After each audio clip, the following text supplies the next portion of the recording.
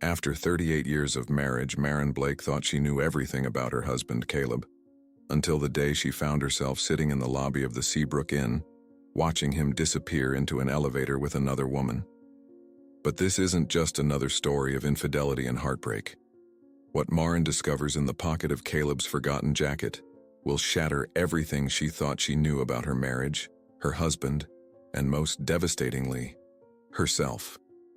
As she unravels a web of secrets spanning decades, Maren must confront the most terrifying question of all. Is it worse to be betrayed by the person you love most, or to realize that your own mind is slowly erasing the life you've built together? Follow this journey of love, deception, and redemption that will leave you questioning what you would do if faced with the impossible choice between painful truth and merciful lies. Don't forget to like, subscribe, and comment to let us know where you're watching from. This is one story you won't be able to stop thinking about long after the final revelation. The rain fell in sheets outside the Seabrook Inn, washing away the last hints of autumn from the sidewalks of coastal Maine.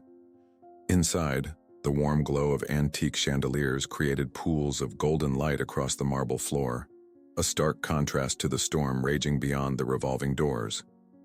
It was in one of these pools of light that Maren Blake stood, momentarily frozen, water dripping from her navy blue blouse onto the polished floor beneath her sensible shoes. At 62, Maren wasn't the type of woman who typically commanded attention. Her silver-streaked hair was pulled back into a hasty bun, stray wisps framing a face that had once turned heads in this very lobby. But today, it wasn't her appearance that caused the young receptionist to stare. It was the unmistakable look of quiet devastation in her eyes. Mrs. Blake? The receptionist recognized her, of course. The Blakes had been coming to the Seabrook every anniversary for nearly 4 decades. I wasn't expecting to see you today. Is everything all right? Maren's hand instinctively moved to the damp envelope tucked inside her coat pocket. Her fingers traced its edges, feeling the moisture that had seeped through, blurring the handwriting she'd discovered just hours ago. She forced a smile that never reached her eyes. "Just waiting for someone," she replied, her voice surprisingly steady despite the tears that threatened to spill over. "Is the olive green chair in the corner still there?" The receptionist nodded, gesturing toward the far side of the lobby where a worn leather armchair sat nestled against a wall of windows overlooking the turbulent Atlantic. That chair, that specific chair, where Caleb had knelt before her 38 years ago, a small velvet box trembling in his hands. "It's scheduled to be replaced next week," the receptionist added, not noticing how Maren's face paled at the information. "Part of our renovation." Maren nodded absently and made her way across the lobby, each step feeling heavier than the last. Behind her, the glass doors swung open, bringing in another gust of cold air and the sound of car doors slamming. She didn't turn around. She couldn't bear to. The chair felt smaller than she remembered, the leather cracked in places it had been smoothed decades ago. She settled into it, her rain-soaked coat making the seat squeak beneath her. From here, she had a perfect view of the elevators. Perfect for watching, perfect for waiting. 2 hours earlier, she'd watched her husband of 38 years guide another woman through those same elevator doors. The woman had been younger, not obscenely so, but enough to make Maren's heart crack a little further in her chest. But it wasn't jealousy that had kept her rooted to this spot since then. It was something far more complicated, a tangle of emotions she couldn't name. On the small table beside her chair lay a man's suit jacket, Caleb's jacket, casually draped as if its owner would return any moment. He must have forgotten it when they arrived. Maren reached for it, her fingers running over the familiar texture of the wool blend she'd selected for his birthday last year. She lifted it, inhaling the scent of his cologne, a habit of 38 years that now felt like an invasion of privacy. Something slipped from the pocket, a small device attached to earphones coiled neatly around it. A voice recorder, the kind Caleb used for his medical notes. Maren stared at it, her heart hammering against her ribs. She shouldn't. She knew she shouldn't. But her finger pressed the play button before she could stop herself. Caleb's voice filled her ears, low and gravelly with the weight of secrets. "If she finds out everything, She's going to hate me. But maybe that's better than watching her slowly fade away. Marin's hand flew to her mouth, stifling a gasp. The recorder slipped from her fingers, landing softly on her lap. What was he talking about? Who was fading away? The other woman wasn't just an affair. There was something else. Something Caleb was hiding from her. About her. A soft chime from the elevator pulled her attention upward. The doors slid open, revealing Caleb's tall frame, his silver hair slightly disheveled as if he'd been running his hands through it. A nervous habit he'd had since college. Beside him stood the woman Marin had seen earlier. Now, in the lobby's better light, Marin could see her more clearly. Early 30s, wearing a simple gray dress, her posture rigid and formal. Not the stance of a lover. Marin quickly slid the recorder beneath her purse, her heart pounding so loudly she was certain everyone in the lobby could hear it. She remained seated, waiting for Caleb to notice her. The moment stretched, painful in its silence, until finally, the younger woman's eyes met hers across the lobby. There was no surprise in that gaze, no guilt, no triumph, only a strange, knowing sadness, as if she'd been expecting Marin, as if she'd been waiting for this moment as long as Marin had. The woman placed a hand on Caleb's arm, guiding his attention toward the corner where his wife sat waiting. When he finally saw her, his face drained of color. Marin watched the emotions play across his features. Shock, fear, resignation, but not shame. Never shame. "Marin," he whispered, though she was too far away to hear it. She read her name on his lips, the same lips that had whispered it against her skin for nearly 4 decades. But now, those lips held secrets she couldn't begin to understand. The younger woman whispered something to Caleb, her eyes never leaving Marin's. Then, with a slight nod, she stepped away, heading toward the hotel bar, leaving Caleb alone to cross the vast expanse of marble floor that now separated husband and wife. In that moment, as Caleb began his slow walk toward her, Marin knew with absolute certainty that whatever was coming would irrevocably change everything she thought she knew about her marriage, her husband, and herself. The life they'd built was balanced on the edge of a cliff, and she'd just taken the first step into the abyss. But she would not fall alone. The woman's name was June Hastings. The bartender called it out as he slid a glass of sparkling water across the counter to her, breaking the tense silence that had settled over the Seabrook Inn's dimly lit bar. Outside, the rain continued its relentless assault on the windows, creating a soundtrack of gentle percussion that underscored the quiet drama unfolding inside. At 31, June looked both younger and older than her years. Younger in her smooth complexion and alert posture, older in the watchful gravity that seemed to weigh down her shoulders. She wore no makeup save for a touch of lip balm, and her brown hair was cut in a practical bob that required minimal maintenance. Nothing about her suggested the role of seductress or home wrecker. Instead, she carried herself with the careful precision of someone accustomed to moving through the world without being noticed. Around her neck hung a silver pendant, a small oval locket that caught the light whenever she moved. Her fingers kept returning to it, touching it like a talisman, especially when she glanced over at the lobby where Caleb had approached Marin. "You a guest here?" the bartender asked, making conversation in the nearly empty bar.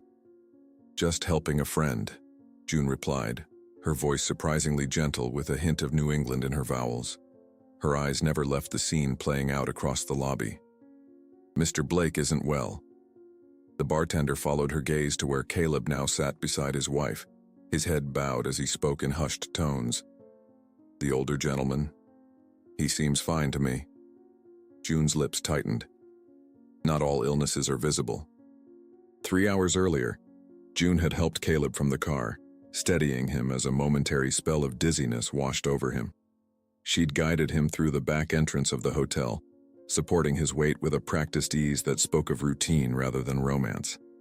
In the elevator, she'd handed him a small pill case, watching as he swallowed 2 capsules with water from a travel bottle. "You should have let me drive," she'd admonished gently, the way a nurse might speak to a stubborn patient. "I'm not an invalid yet," Caleb had responded, though the tremor in his hands belied his confident tone. In room 312, She had waited respectfully by the door as Caleb removed a folder from his briefcase, medical results that he reviewed with shaking hands before tucking them away again. June had watched his face fall as he read, but asked no questions. Instead, she'd simply taken his hand, squeezing it gently as he'd stared out the window at the storm-tossed sea. "She deserves to know," June had said quietly. Caleb's response had been barely audible. "Not yet. Please, not yet."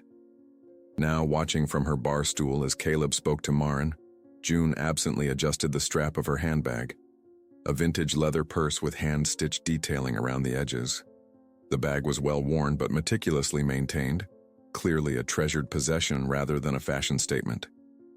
Had Maren been closer, she might have recognized it, might have remembered selecting it as a gift for her sister Lydia over 20 years ago, before Lydia's mysterious disappearance.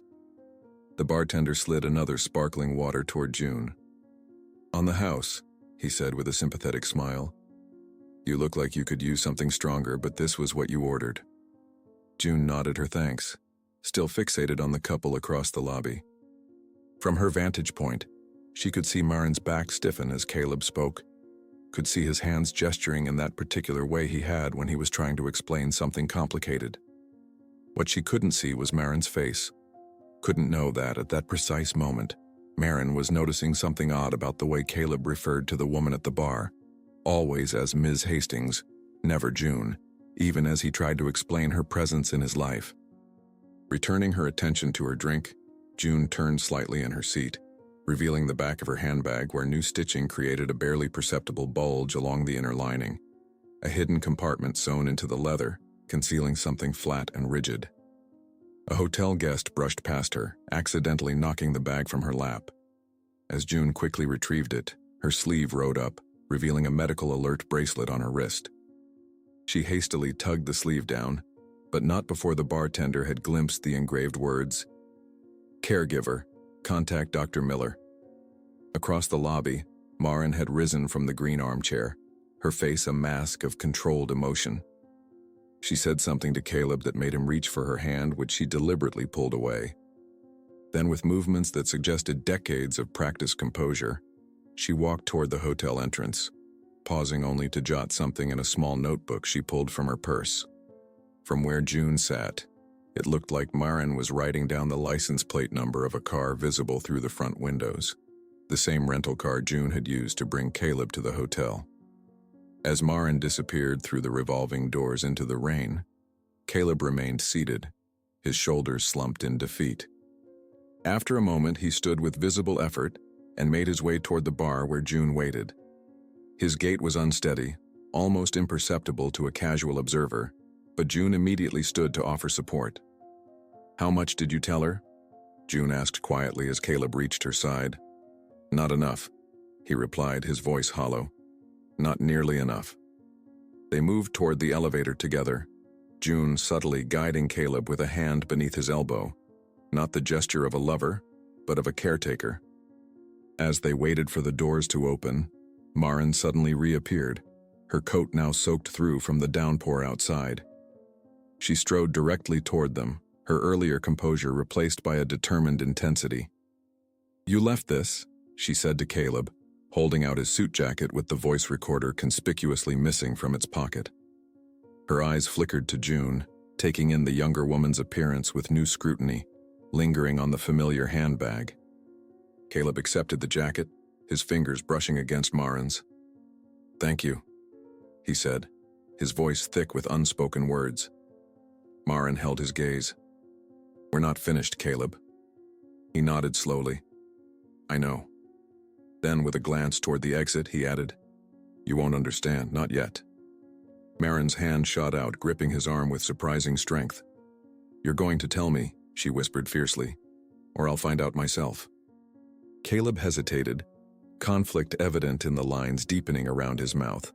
But before he could respond, June stepped forward, her presence suddenly more commanding than her slight frame would suggest.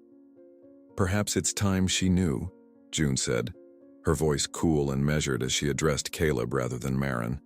Then, turning to face the older woman directly, she added with quiet finality, "But only if you can handle it." The elevator doors opened with a soft chime, breaking the tension that had crystallized around the three of them. As June and Caleb stepped inside, Maren remained rooted in place, watching them until the doors closed between them, separating her from her husband and the mysterious woman who was clearly not what she had first appeared to be. The attic of the Blake residence had remained undisturbed for nearly a decade. Dust particles danced in the thin beam of light from Maren's flashlight as she ascended the narrow wooden stairs later that evening. The rain continued to drum against the roof, creating an erratic rhythm that matched her heartbeat.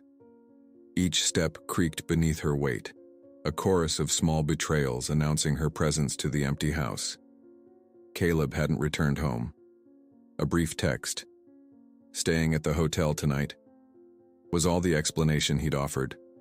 No mention of June Hastings. No clarification of the cryptic words she'd heard on the voice recorder. Just 11 characters that somehow managed to widen the suddenly yawning chasm between them. The attic air was thick with the particular staleness of enclosed spaces and forgotten memories. Maren's flashlight beam cut through the darkness, illuminating stacked cardboard boxes labeled in Caleb's precise handwriting. Christmas decorations, tax records 2010-2015, Maren's teaching materials. She moved past them, guided by instinct rather than certainty, toward the far corner where a trunk sat beneath the small dormer window. The trunk had belonged to Caleb's mother, a heavy cedar chest with brass fittings that had survived 2 world wars and the Great Depression. Maren knelt before it, ignoring the protest of her knees against the hard wooden floor. The lock had long since stopped functioning, but Caleb had always treated the trunk as if it held irreplaceable treasures, discouraging Maren from exploring its contents with gentle deflections over the years. "Just old family paperwork," he'd say. "Nothing interesting." The lid creaked as she lifted it, releasing the scent of cedar and old paper. Inside, neatly organized as was Caleb's way, were stacks of folders, photo albums, and a metal lockbox that Maren had never seen before. She lifted it out, surprised by its weight. Unlike the trunk, this box was secured with a combination lock. Maren stared at it, momentarily stymied, then tried the date of their anniversary. The lock remained firmly closed. She tried Caleb's birthday next. Nothing. Then, with fingers that suddenly trembled, she dialed in her own birth date. The lock clicked open. Inside the box, protected by a layer of acid-free tissue paper, lay dozens of cassette tapes in clear plastic cases. Each was labeled with a date, the most recent from just 3 months ago. But one tape, separated from the others in its own compartment, bore a different label written in Caleb's careful script. "For when she forgets herself." Maren's breath caught in her throat. With unsteady hands, she retrieved an old cassette player from another box of electronics Caleb had refused to discard despite their obsolescence. She inserted the mysteriously labeled tape and pressed play, her heart hammering against her ribs. The voice that emerged from the tiny speaker wasn't Caleb's. It was clinical, detached, the voice of a medical professional. "Patient continues to show subtle cognitive decline consistent with early onset dementia. Mr. Blake reports increased instances of short-term memory loss, particularly regarding recent conversations and appointments. Patient remains unaware of diagnosis as per husband's request, though ethically I've advised full disclosure." The tape continued, but Maren could barely hear it over the sudden roaring in her ears. The room seemed to tilt around her, the familiar attic becoming foreign territory. She fumbled for the stop button, needing a moment to process what she'd heard. Early onset dementia. Her diagnosis. A diagnosis Caleb had hidden from her. With shaking fingers, she ejected the tape and selected another, this one dated 6 months earlier. A different voice this time, Caleb's, speaking in the measured tones of someone trying desperately to maintain control. "She forgot our anniversary today, 40 years together, and it just slipped away from her. She was so embarrassed, tried to cover it up by saying she had a surprise planned for tomorrow instead. I didn't correct her. What would be the point? Doctor, Miller says we should consider residential care options while she can still participate in the decision, but I can't. I can't be the one to tell her she's losing herself. There has to be another way." Tears spilled down Marin's cheeks, dropping onto the cassette player clutched in her white-knuckled grip. She didn't remember forgetting their anniversary, didn't remember Caleb's pain as he watched her struggle. How much else had disappeared without her noticing? The third tape she selected was the most recent. This time, it was June's voice that filled the attic, clear, precise, and surprisingly gentle. "Mr. Blake, you can't keep protecting her from the truth. The medications are helping slow progression, but she needs to understand what's happening while she still can. You're not honoring her by lying. You're isolating her. And isolating yourself." A pause, then Caleb's response, his voice thick with emotion. "She trusts me to take care of her. Has for nearly 40 years. And now you're betraying that trust," June replied firmly. "Every day you don't tell her is another day stolen from the time she has left to make her own choices." Marin switched off the cassette player, her entire body trembling. The pieces were falling into place. The secretive appointments Caleb had been attending, his increased protectiveness, the way he sometimes repeated himself as if unsure she'd heard him the first time. Not signs of an affair, but of a husband desperately trying to shield his wife from a devastating diagnosis. The sound of the doorbell startled her from her thoughts. Hastily returning the tapes to the lockbox, Marin made her way downstairs, wiping tears from her cheeks with the back of her hand. When she opened the front door, she found Bonnie Wells on her porch, umbrella in hand and a casserole dish balanced precariously in the other. Bonnie, the self-appointed neighborhood watchdog, had lived next door to the Blakes for 20 years. Her hunger for gossip was matched only by her insistence that her intrusions were acts of neighborly concern. "I thought you might need some comfort food," Bonnie announced, pushing past Marin into the foyer. "I saw Caleb leaving with his overnight bag earlier. Everything okay?" Marin summoned a polite smile. "Just a work emergency at the hospital. You know how it is with surgeons." Bonnie nodded sympathetically, though the gleam in her eyes suggested she wasn't entirely convinced. "Well, this tuna casserole should keep until he's back." She headed for the kitchen with the familiarity of frequent visits. "I'll just put it in your fridge." Marin followed, suddenly hyper-aware of the cassette player still clutched in her hand. She set it down on the counter as casually as possible, but Bonnie's sharp eyes missed nothing. "Going retro, are we?" she asked with a laugh.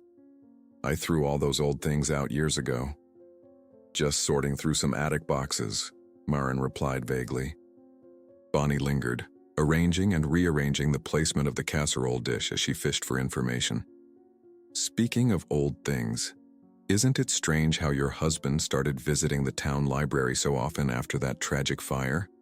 The one where that poor librarian died?" Marin's head snapped up. "What librarian?" "Oh, you must remember. It was all over the local news about 5 years ago. The night custodian accidentally locked someone in, and then that faulty wiring." Bonnie shook her head. "Hastings was her name, I think, left behind a daughter if I recall correctly." The name hit Marin like a physical blow. Hastings. June. Hastings. The woman from the hotel. "Anyway," Bonnie continued, oblivious to Marin's shock, "I just thought it odd how Caleb suddenly became such a bookworm after that. Every Thursday afternoon. Regular as clockwork." She headed toward the door, finally satisfied she'd delivered both dinner and intrigue. "Let me know if you need anything else, dear. Anything at all." After Bonnie left, Marin stood motionless in her kitchen, the implications of what she'd learned crashing over her like waves. The tapes in the attic, the diagnosis hidden from her.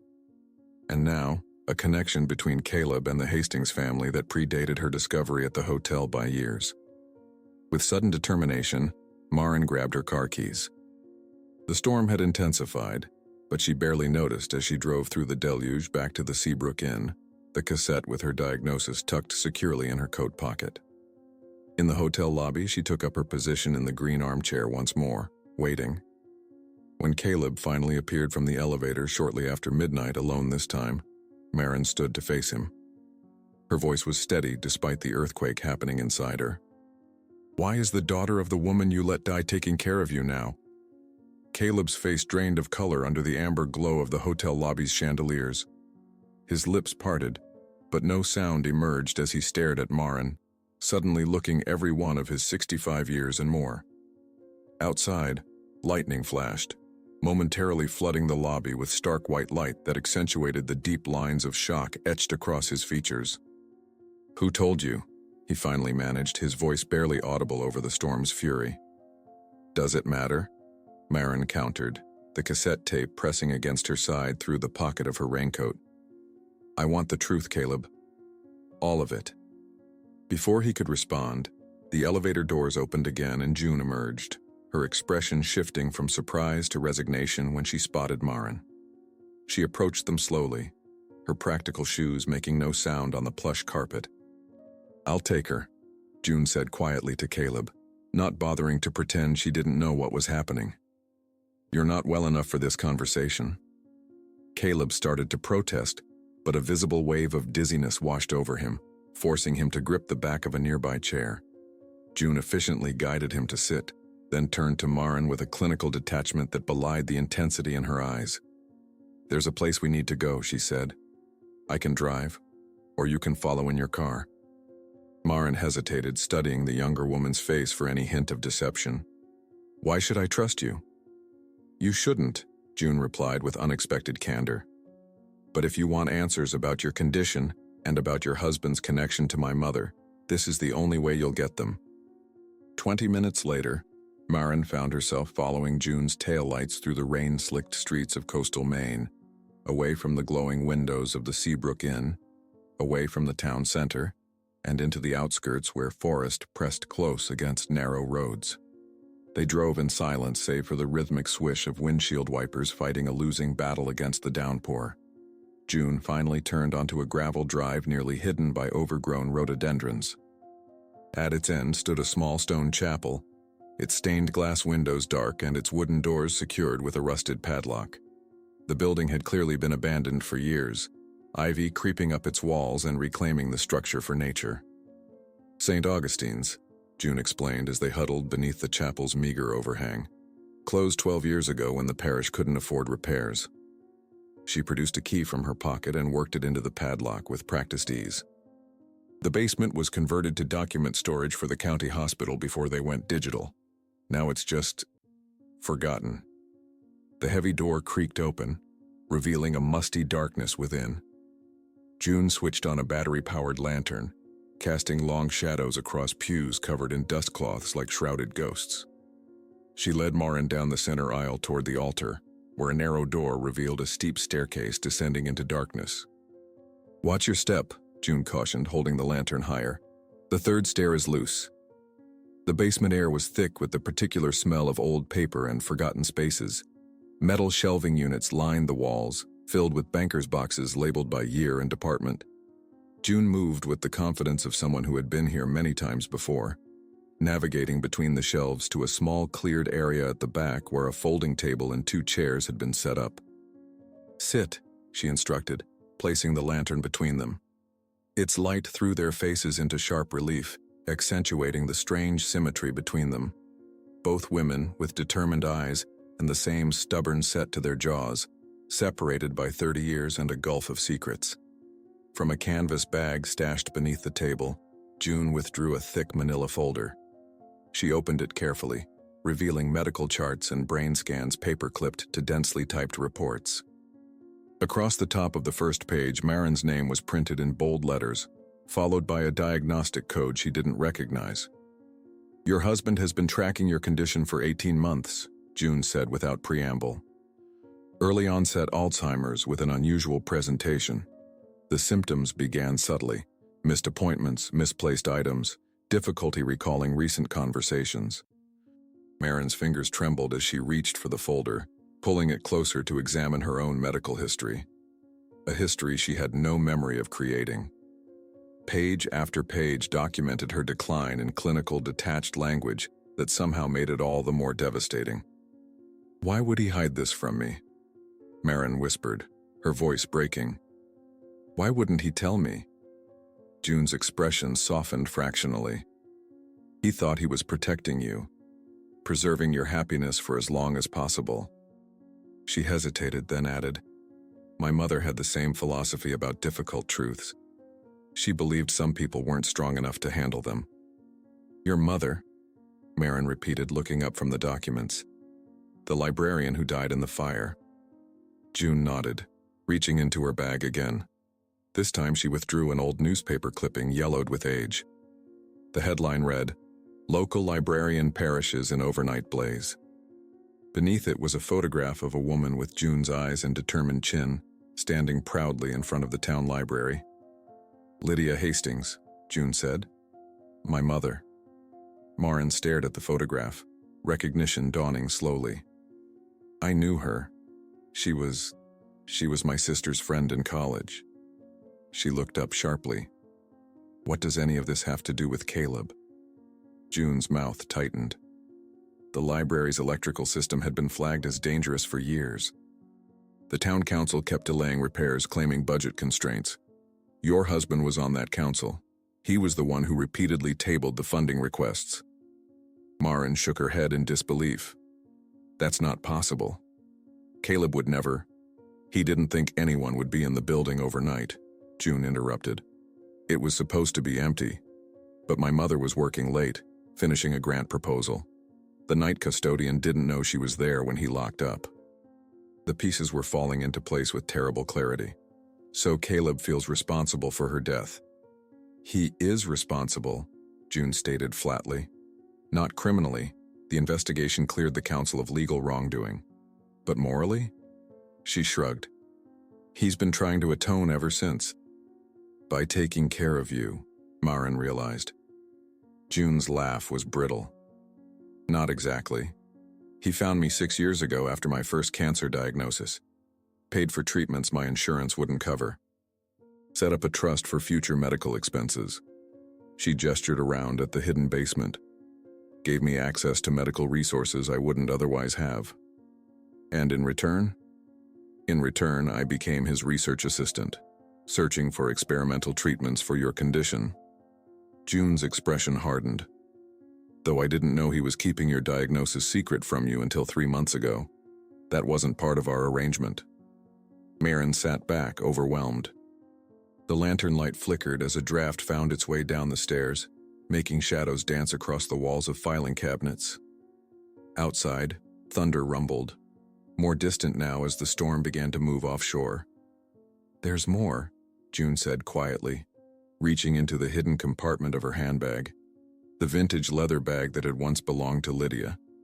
She removed a folded document and placed it before Marin.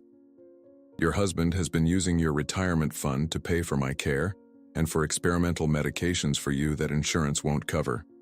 He forged your signature on the withdrawal authorizations." Marin stared at the document, recognizing Caleb's attempt at mimicking her handwriting. The betrayal cut deeper than she could have imagined, not because of the money but because of the deception, the carefully constructed web of lies designed to keep her in the dark about her own life, her own future. "I don't know what to feel anymore," Marin admitted, her voice hollow. "Is he protecting me or controlling me?" June studied her across the table, the lantern light reflecting in her steady gaze. "That's for you to decide," she said finally. "I've already made my choice about him." In the silence that followed, Marin could hear water dripping somewhere in the darkness beyond their small circle of light, a steady rhythm like a ticking clock counting down moments she might soon forget. Morning light filtered through the half-drawn blinds of room 312 at the Seabrook Inn, casting striped shadows across Caleb's ashen face. He sat on the edge of the bed, still wearing yesterday's clothes, his silver hair disheveled and his eyes rimmed with the particular redness that comes from a night without sleep. When the soft knock came at his door, he didn't immediately respond, as if gathering the strength required for even this small interaction. "It's open," he finally called, his voice rough with fatigue and emotion. Marin entered slowly, closing the door behind her with a quiet click that seemed to echo in the charged silence between them. She'd changed clothes since their confrontation in the lobby, now wearing a simple blue cardigan over dark slacks, the outfit she reserved for difficult parent-teacher conferences during her years as an elementary school principal. Armor of a sort. Caleb looked up at her, his expression a complex mixture of relief and dread. "You came back." "I had nowhere else to go." Maren replied, remaining by the door. All my life is tied to you, Caleb. 38 years. The space between them felt vast and treacherous, filled with unspoken accusations and explanations. Caleb gestured weakly toward the chair by the window. Please sit. Maren hesitated, then crossed to the chair, placing her purse carefully on the small round table beside it. Through the window behind her, the morning sun sparkled on the Atlantic, the storm having washed everything clean. The beauty of it seemed a cruel contrast to the emotional devastation in the room. June showed me everything, Maren said after a long moment. The medical files, the financial records. She paused, watching his face. The newspaper articles about the fire. Caleb's shoulders slumped further, as if the last support holding him upright had been removed. I wanted to tell you. So many times. About which part?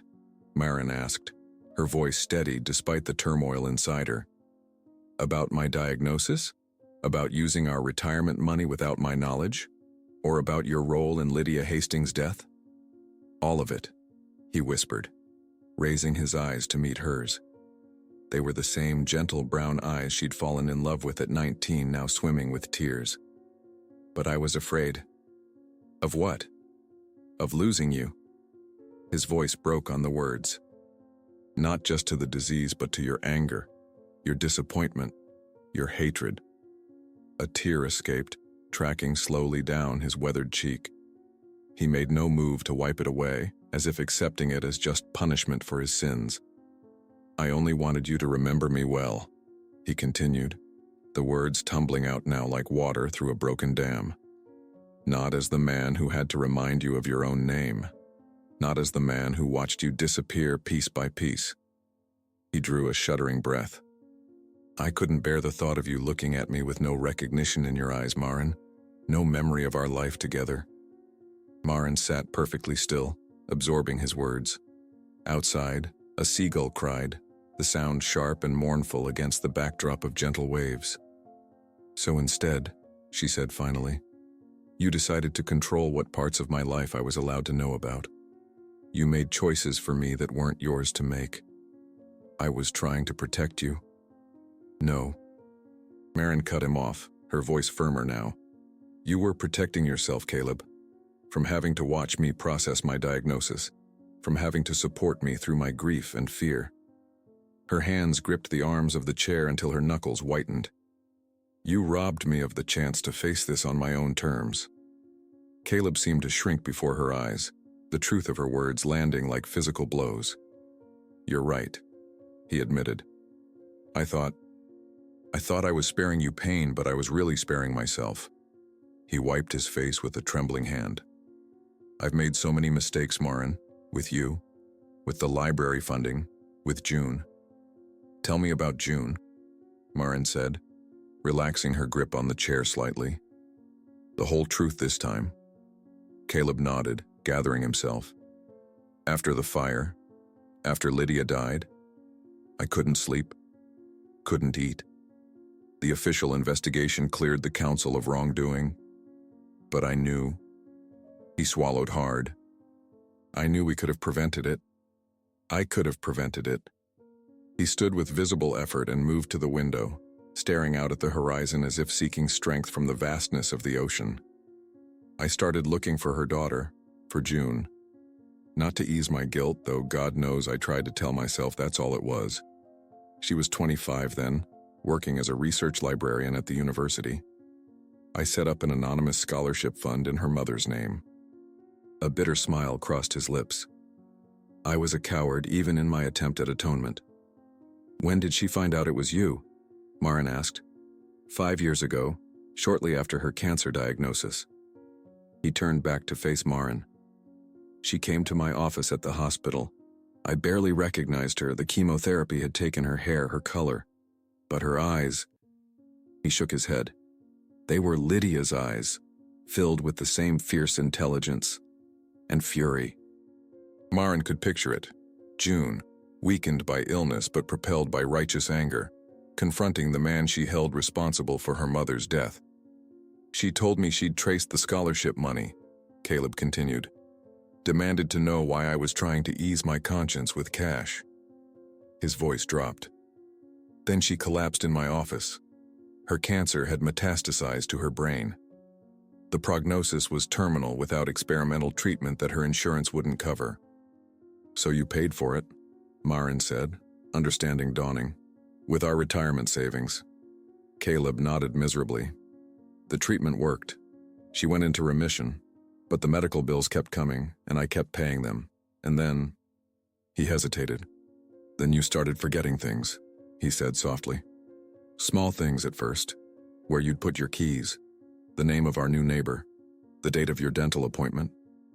Maren felt a chill run through her despite the warm sunshine streaming through the window. And June? She has a degree in medical research.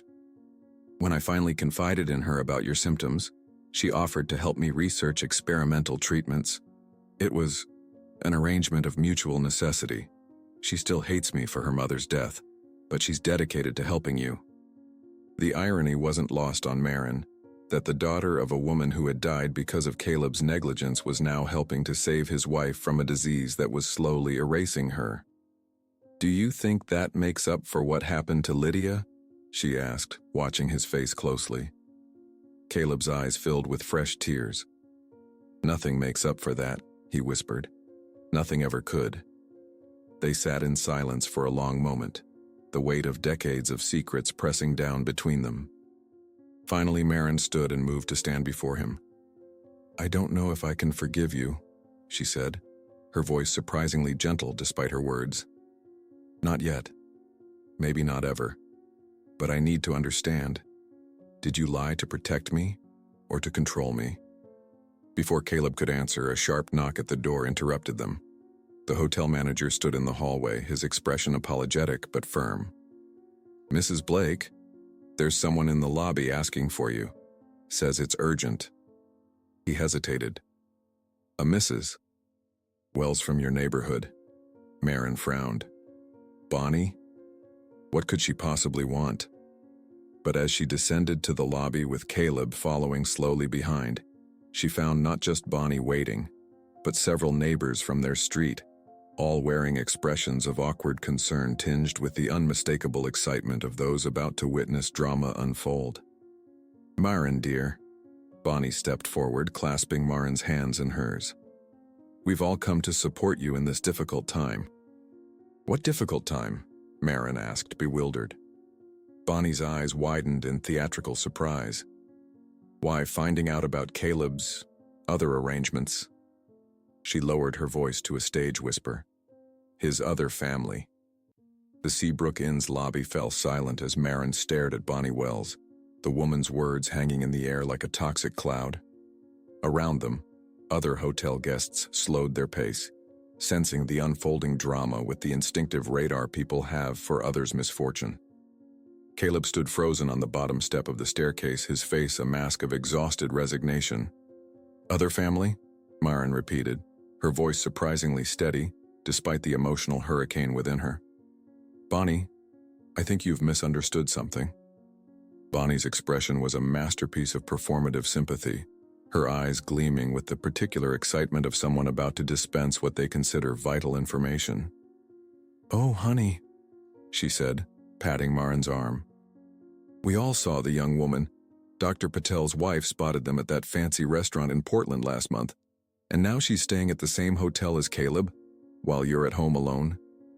She clicked her tongue. We just couldn't stand by and let you be humiliated like this. From the corner of her eye, Maren caught sight of June entering the lobby through a side door, her practical shoes making no sound on the plush carpet. June assessed the situation with a single sweeping glance, then disappeared through a door marked, Staff Only, before anyone else noticed her.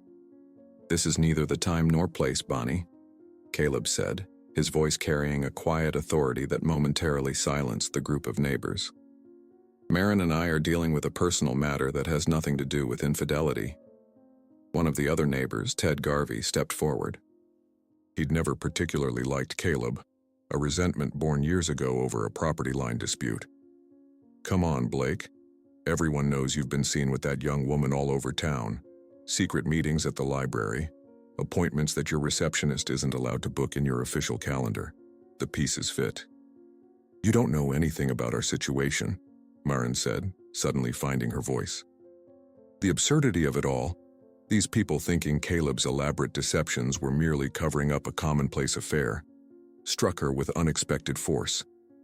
How simple that would have been in comparison to the truth. Bonnie misinterpreted Marin's expression as dawning realization. "We're here for you," she insisted, glancing around at the other neighbors for confirmation. "Whatever you need." "What I need," Marin said carefully, "is privacy. And for people to stop making assumptions about my marriage based on glimpses and gossip." The hotel manager appeared at Marin's elbow, his professional smile strained. "Perhaps this conversation would be better continued somewhere private," he suggested, gesturing toward a small meeting room off the main lobby. "Complimentary, of course." Caleb touched Marin's arm gently. "We should go," he murmured. "This isn't helping anything."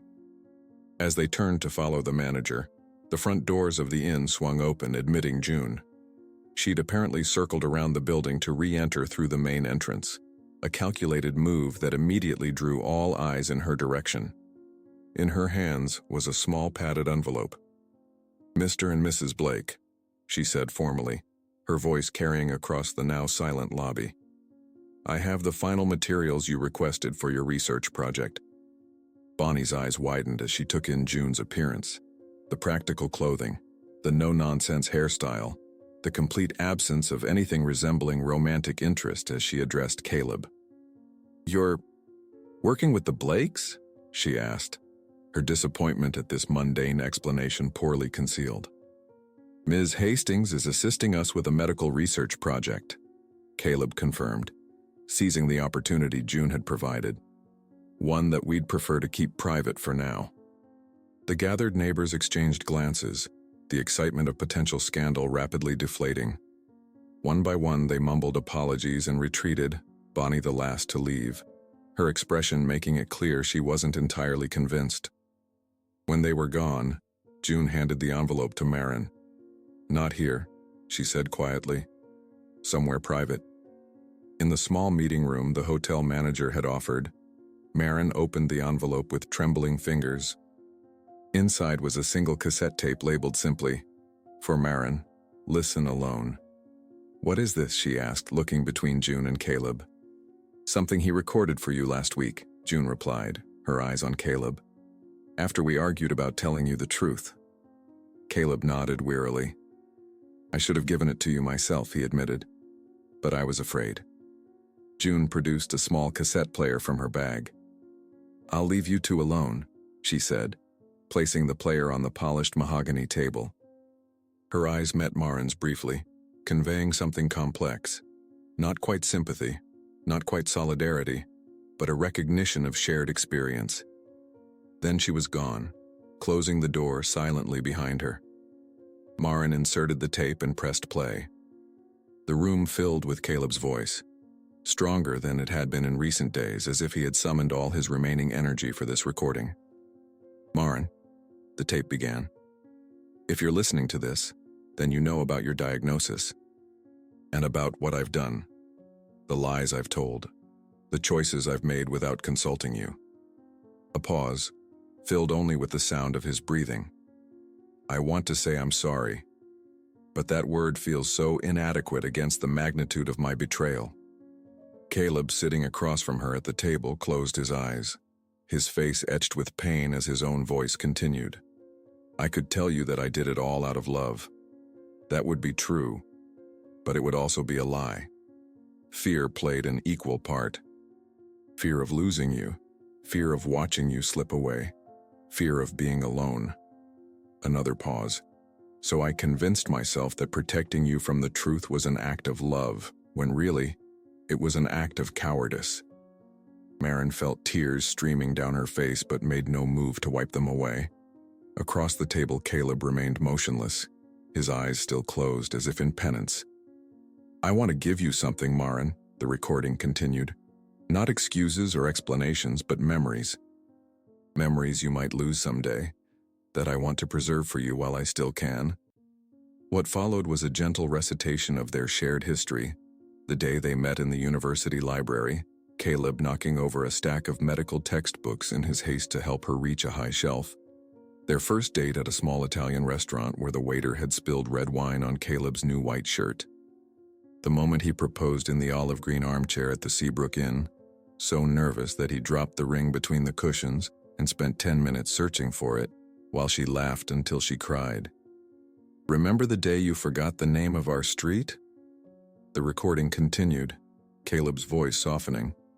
"You played it off as a joke, but I saw the flash of fear in your eyes. That was the first time I suspected something was wrong. And instead of facing it with you, I started hiding the signs from both of us." The tape detailed other moments, small forgettings that had gradually increased in frequency and significance. A neighbor's name, a doctor's appointment, the recipe for blueberry muffins she'd baked every Sunday for 30 years. "When you no longer remember me," Caleb's recorded voice said, breaking slightly, "perhaps this tape will remind you of who you were, who we were together. Not perfect, not always wise, but real. And if nothing else, know that you were loved, Marin. Completely and imperfectly loved." The tape clicked off, leaving a silence so profound that Marin could hear her own heartbeat pounding in her ears. She looked across at Caleb, really looked at him, seeing not just the man who had lied to her but the boy who had knocked over textbooks, the nervous suitor who had lost her engagement ring in a chair cushion, the husband who had held her hand through 3 miscarriages and celebrated with her when she was named principal. "I don't know how to feel," she whispered finally. Caleb opened his eyes, meeting her gaze directly for the first time since she'd entered the room. "You don't have to decide right now," he said gently, "or ever if that's what you need." The door opened, and June returned, her expression unreadable. "There's something else you should know," she said to Marin. "Something I should have told you in the chapel basement." Marin waited, sensing more revelations coming. "I don't hate you," June said quietly. "I thought I would, when I first found out who you were. Caleb's wife, the woman he was protecting while my mother was forgotten." She shook her head slightly. "But you're as much a victim in this as anyone, maybe more so." She stepped forward, placing another document on the table between them. "Caleb has been using your retirement fund, yes, but not just for my treatments, for research into experimental treatments for early onset Alzheimer's. Treatments that might help you." Marin stared at the paper, a receipt for a substantial payment to a neurological research facility in Boston. "I don't understand." "Our arrangement," June explained, her voice steady. "I help him research treatments for you. He continues funding my ongoing care." A bitter smile touched her lips. A transaction born of tragedy and guilt, but one that might ultimately save both of us. As the implications sank in, Marin felt the ground shifting beneath her once more. Everything she thought she knew continued to transform before her eyes, like trying to assemble a puzzle whose pieces kept changing shape. On the table, the cassette player sat silent, but in her mind, Marin could still hear Caleb's final words from the recording. "If you're hearing this, it's either because you've forgiven me, or because you've already forgotten me." The funeral was held on a Tuesday. The sky above Pine Grove Cemetery hung heavy with charcoal clouds that mirrored the somber mood of the small gathering beneath them. Caleb Blake had passed away in his sleep 3 days earlier, a final heart attack that came swiftly in the pre-dawn hours, granting him the merciful end he had feared would be denied him. No lingering illness, no slow deterioration, just quiet darkness, then nothing. Marin sat alone on a folding chair at the graveside, her black dress stark against the vibrant October foliage surrounding the cemetery. The minister's words washed over her without penetrating, familiar platitudes about a man the speaker had barely known. How could anyone summarize Caleb in a 20-minute service? How could anyone capture the complexity of a man who had loved so deeply and lied so thoroughly all in the same breath? The olive green armchair from the Seabrook Inn sat in an incongruous place of honor beside the casket. Marin had purchased it at auction when the hotel began its renovation, outbidding several antique dealers with a final offer that had raised eyebrows throughout the coastal town. The chair where Caleb had proposed to her. The chair where she had waited while he slipped away from her, one secret at a time. From her seat, Maren could see the other mourners watching her with barely concealed curiosity. The last 3 weeks had transformed her from respected retired principal to the subject of whispered speculation. The rumors had evolved from accusations of Caleb's infidelity to the truth of his deception about her illness, though distorted through the lens of small-town gossip. Some believed he had kept her diagnosis secret out of pure selfless love. Others insisted he had done it to maintain control over their finances. The reality, as Maren had come to understand, lay somewhere in the complicated middle ground where most human truths resided. Bonnie Wells approached after the service, her expression a masterpiece of contrition carefully applied like her excessive makeup. "Maren, I just wanted to say how sorry I am. For everything." Her eyes darted around, searching for signs of June Hastings among the dispersing mourners. "And for the misunderstanding at the hotel. If I'd known about your condition—" "My condition doesn't define me, Bonnie," Maren interrupted quietly. "And neither do other people's assumptions." Bonnie had the grace to look embarrassed, nodding quickly before retreating to join the other neighbors who had gathered near the cemetery gates, already dissecting the service in hushed tones. As the crowd thinned, Maren remained seated, watching the cemetery workers waiting discreetly in the distance for the final mourners to leave so they could lower the casket into the earth.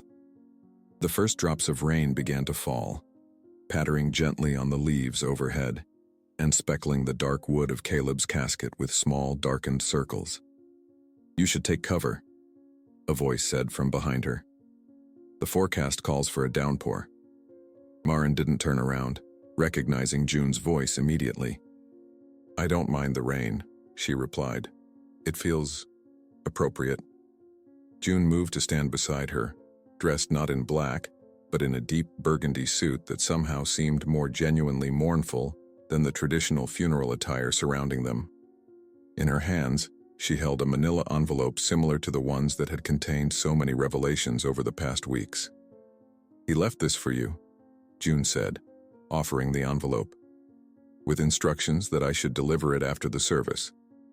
Maren accepted it with steady hands, noting the familiar loops of Caleb's handwriting spelling out her name on the front. "More secrets?" "No," June answered. "I think he was finally out of those." They sat in silence as the rain increased, neither making a move toward shelter. The cemetery workers retreated to their truck, recognizing that their work would have to wait until the strange tableau of the widow and the younger woman concluded. "What will you do now?" Maren asked finally, the envelope still unopened in her lap. June considered the question, her eyes fixed on the distant line of pine trees bordering the cemetery. "Move on, I suppose. My treatments are working. The prognosis is good." She hesitated. "Caleb set up a trust that will cover my medical expenses for the next 5 years. After that," she shrugged, "I'll figure something out. I always do." "And your research? Into treatments for my condition?" "I've forwarded everything to Dr. Miller. He'll continue monitoring your case." June's expression softened fractionally. "The experimental medication seems to be slowing the progression. That's something." Maren nodded, her hand unconsciously moving to the small pill case in her purse that now governed her daily routine. Each morning and night, she swallowed the capsules that might buy her time.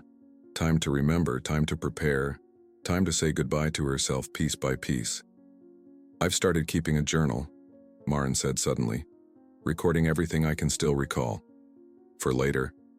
She met June's eyes directly. "And I've been making tapes like Caleb did, but different." "Different how?" "His were full of fear. Fear of being forgotten. Fear of watching me fade." Maren's voice remained steady despite the emotion behind her words.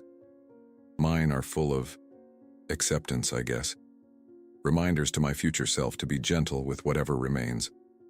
The rain was falling steadily now, soaking through their clothing, but neither woman moved. Around them, the cemetery had emptied completely, leaving them alone with Caleb's casket and the peculiar green armchair that seemed to watch over the proceedings, like a silent witness to decades of love and lies. "I should go," June said finally, rising from her seat. "Unless you need something else?" Maren shook her head. "No, but thank you. For the truth, at least, however painful it was." June nodded once, then turned to leave. She had taken only a few steps when Maren called after her. "He wasn't a bad man, was he?" The question hung in the rain-soaked air between them. June paused, considering her answer carefully. "No," she said at last. "Just a frightened one." With that, she continued down the path and disappeared through the cemetery gates, leaving Maren alone with her memories and the envelope that contained Caleb's final words. Later that afternoon, Maren found herself walking along Main Street, her mind clouded with grief and confusion. The rain had stopped, but puddles still dotted the sidewalk, reflecting the gray sky above. She had read Caleb's letter, a simple apology free from excuses, along with the location of a safety deposit box containing personal items he wanted her to have, while they still held meaning for her. Lost in thought, she didn't notice when she took a wrong turn, suddenly finding herself on an unfamiliar street. Panic fluttered in her chest as she looked around at buildings that should have been recognizable but somehow weren't. Which way was home? Had she been here before? The street signs seemed foreign, their names just out of reach in her mind. "Are you okay, ma'am?" A small voice broke through her rising fear.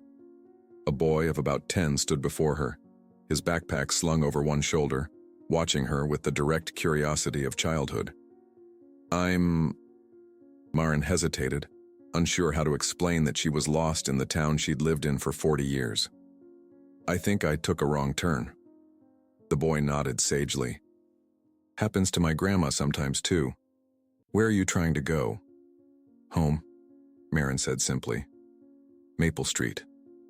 "That's easy," the boy replied, pointing down a side street. "2 blocks that way, then turn left. You can't miss it. There's a big oak tree on the corner." Maren thanked him, relief washing over her. As she turned to leave, the boy called after her. "Hey, lady. You're gonna be okay, right?" Maren paused, struck by the innocence of the question and the surprising truth of her answer. "Yes," she said, a small smile forming. "I think I am." But as she walked away in the direction he'd indicated, she realized with a jolt that she couldn't remember her house number. And for a moment, she couldn't recall her own name. Winter came early to coastal Maine that year, blanketing the small town in a pristine layer of snow that muffled footsteps and softened edges. The Blake house on Maple Street stood silent beneath the December sky, Christmas lights twinkling along the roofline, put up by Ted Garvey and his teenage sons as a peace offering of sorts. Inside, the olive-green armchair from the Seabrook Inn now occupied a place of honor by the bay window overlooking the front yard, where neighborhood children built snowmen and engaged in spirited snowball fights. 6 months had passed since Caleb's funeral. 6 months of pills and doctor's appointments, of good days and bad days, of memories that remained crisp and others that slipped away like water through cupped hands.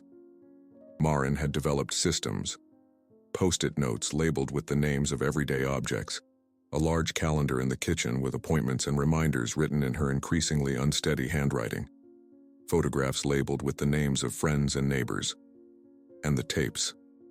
So many tapes recorded in moments of clarity stored in a shoebox beside the cassette player on the coffee table. Each morning, she would select one at random and listen to her own voice reminding her of who she was, who she had been, who she might yet be. Today she sat in the green armchair, a cup of cooling tea balanced on the side table as she stared out at the winter landscape. A leather-bound journal lay open in her lap, its pages filled with her handwriting. Some entries neat and methodical, others chaotic, the words trailing off mid-sentence as thoughts evaporated before they could be captured. The doorbell rang, its cheerful chime momentarily disorienting her. Maren blinked, trying to remember if she was expecting visitors. The home health aide didn't come on Saturdays, did she? Or was today Sunday? She glanced at the calendar across the room, but couldn't make out the writing from this distance. With careful movements, she set aside the journal, and made her way to the front door. Through the frosted glass, she could make out the silhouette of a woman, slender and straight-backed. Not Bonnie Wells, whose frequent visits had become less intrusive and more genuinely helpful over the passing months. This visitor stood differently, with a kind of contained energy that seemed familiar somehow. Maren opened the door to find June Hastings on her doorstep, snowflakes caught in her dark hair and a carefully wrapped package tucked under her arm. June looked different, healthier, her cheeks flushed with color and her previously thin frame filled out. The cancer treatments were working then. "Mrs. Blake," June said formally. "May I come in? It's rather cold out here." Maren stepped back, allowing the younger woman to enter. As June removed her boots and coat in the entryway, Maren struggled to place exactly when she had last seen her. After the funeral? Or had there been another meeting since then?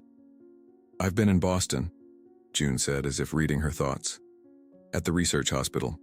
The treatment protocol has been adjusted." She gestured to the package she carried. "I found something I thought you should have."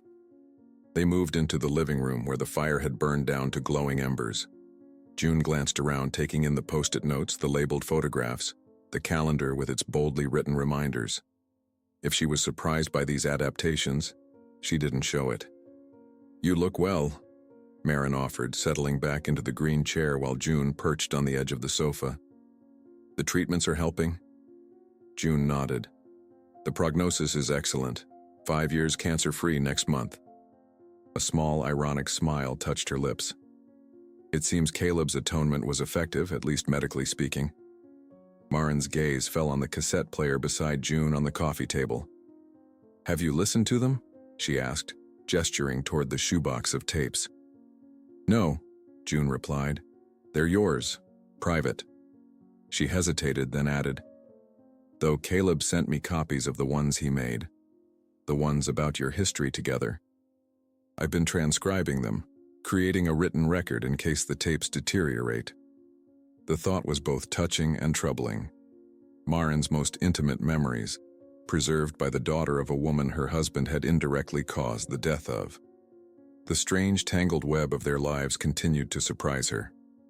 "I found this in my mother's effects," June said, finally offering the package she had brought. "It was in a safe deposit box that I only recently gained access to. I think it belongs to you more than me."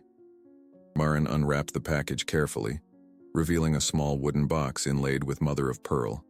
Inside lay a silver locket, identical to the one June always wore around her neck, and a faded photograph of 2 young women in graduation caps and gowns, arms around each other's shoulders, laughing at the camera.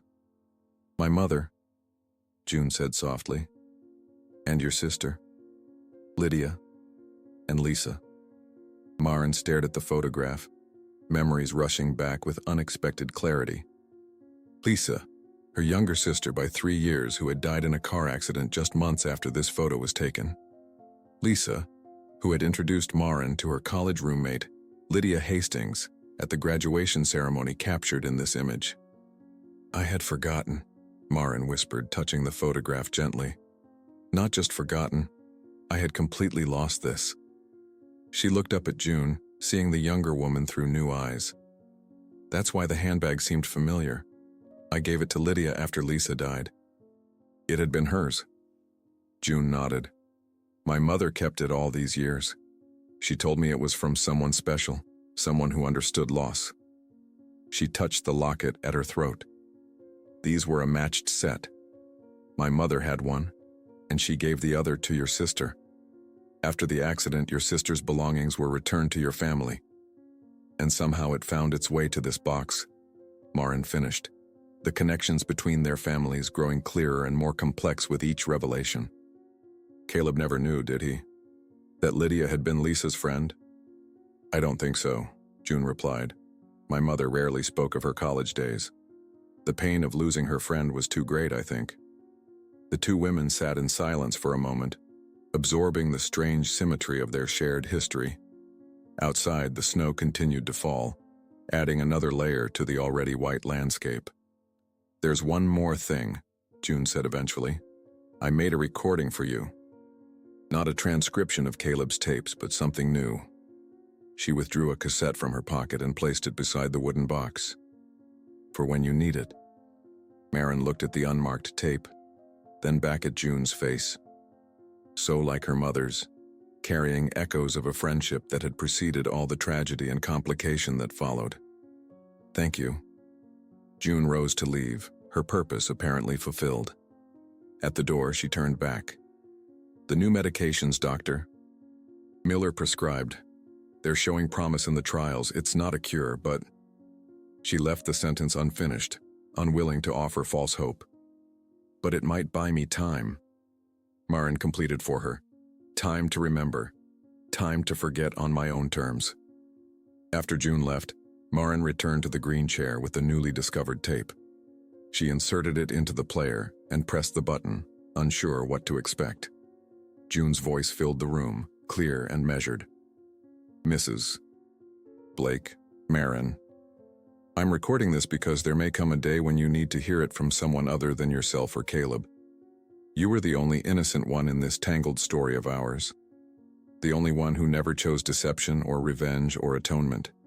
You simply loved and were loved, however imperfectly. Maren closed her eyes, letting the words wash over her like the winter light streaming through the window. You may forget your address. You may forget your husband's name or face. You may even forget your own name. But you will never stop being Maren Blake, the woman who faced an impossible situation with more grace than any of us deserved. 3 months later, on an unusually warm spring day, the mail carrier found Maren Blake sitting peacefully in the green armchair by the window, her journal open in her lap, her expression serene. Beside her on the table lay a cassette tape with a handwritten label. Today I remembered your name. Maren Blake. You were loved. You fought, and even forgetting everything when you never stopped being you. The Seabrook Inn purchased the armchair from her estate, placing it in the lobby with a small brass plaque that read simply, "Here, someone waited for love, and found something greater, herself." In the corner of the room, unnoticed until the reading of the will, lay a note written in June Hastings' precise handwriting. You were the only innocent one. Thank you for reminding me that love still exists. Maren Blake's story forces us to confront one of life's most difficult questions. Is it better to live with a comforting lie or a devastating truth? Caleb chose to protect Maren from the reality of her condition, believing that love meant shielding her from pain. But in doing so, he robbed her of the chance to face her future on her own terms, to make her own choices while she still could. What would you have done in his position, or in hers once the truth was revealed? Perhaps the most profound lesson from Maren's journey is that even as memories fade, our essence remains. In those final moments in the green armchair, surrounded by the fragments of a life both broken and beautiful, Maren found something more enduring than the memories themselves. She found herself. And isn't that what we all hope for in the end? Not just to be remembered, but to be understood, to be known for who we truly are, even when we can no longer remember ourselves. If this story touched your heart, please take a moment to like, subscribe, and share it with someone who might need to hear its message. Sometimes the greatest act of love isn't protection or sacrifice, but simply bearing witness to another person's truth, however painful it might be. Thank you for listening, and remember, our stories don't end when memory fails. They live on in the lives we've touched and the love we've shared.